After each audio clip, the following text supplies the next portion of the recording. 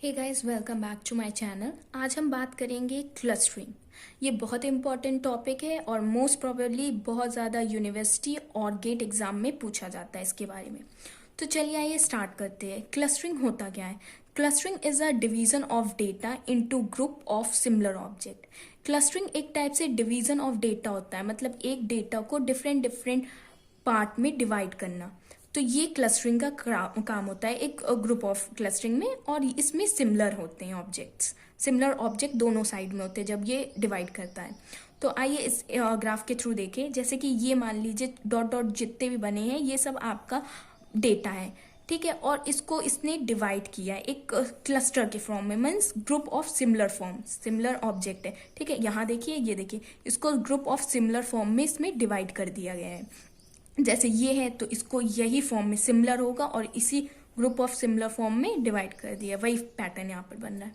अब क्लस्टरिंग की बात किया जाए तो क्लस्टरिंग के टाइप्स क्या होते हैं? क्लस्टरिंग के दो टाइप्स होते हैं, हायरार्चिकल और पार्टीशनल। एक हायरार्चिकल क्लस्टरिंग होता है और एक पार्टीशनल क्लस्टरिंग होता है। उसी के बेसिस में हायरार्चिकल क्लस्टर दो टाइप्स के होते हैं।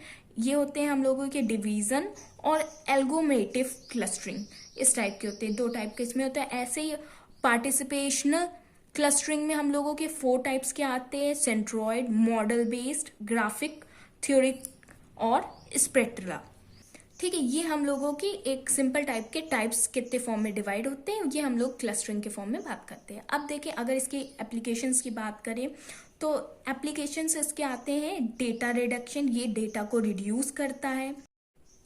हाइपोथेसिस जनरेशन बताता है, और हाइपोथेसिस टेस्टिंग, और इसमें हाइपोथेसिस टेस्टिंग भी होती है। तो ये हम लोगों के क्लस्टरिंग के एप्लीकेशंस हो गए। अब इसमें एक इंपॉर्टेंट पॉइंट नोट करना है आपको, ये है clustering analyse data objects without help of known class label. इसका मतलब जो ये क्लास जो ये क्लस्टरिंग होता है, ये एनालाइज करता है डेटा ऑब्जेक्ट को बिना जाने हुए क्लास लेवल के। इसका मतलब जैसे कि अगर आपको कोई क्लास लेवल नहीं पता, उसके बाद भी ये क्लस्टरिंग इसको एनालाइज करके आपको रिजल्ट दे देगा डेटा ऑब्जेक्ट का।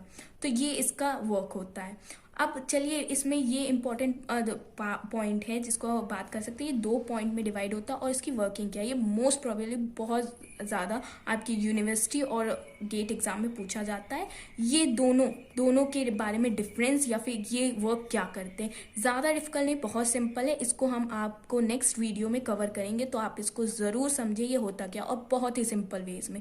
तो इस वीडियो में बस इतना ही, और अगर आपको इसमें कोई डाउट हो या कोई प्रॉब्लम हो तो आप पूछ सकते हैं। और अगर समझ में आई हो तो please do like, share and subscribe to my channel.